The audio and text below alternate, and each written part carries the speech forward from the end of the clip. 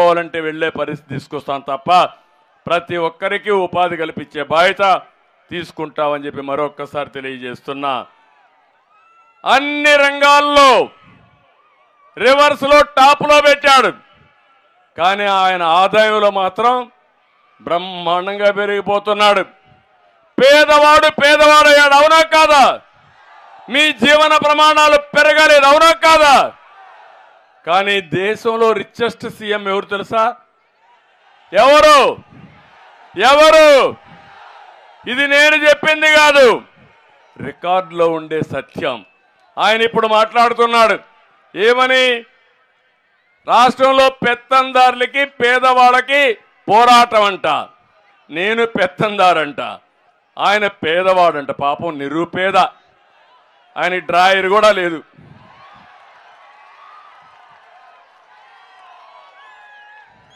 Paper లేదు, TV లేదు, బంగ్లాలు లేవు, ప్యాలెస్లు లేవు, బట్టలు లేవు.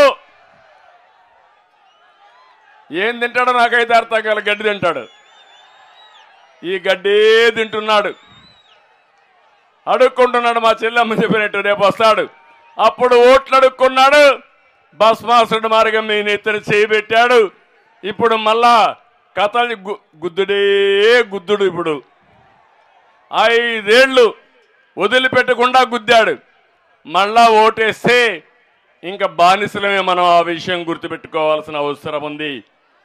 ఆ రోజు మీరు చూడండి, పేదవాళ్ళ కోసం 200 రూపాయల పింఛన్ని 2000 రూపాయలు పెంచిన ఘనత తెలుగుదేశం పార్టీది. అవునా కాదా? పెన్షన్ తీసుకొచ్చిందే మన నాయకుడు ఎన్టీ రామారావు గారు.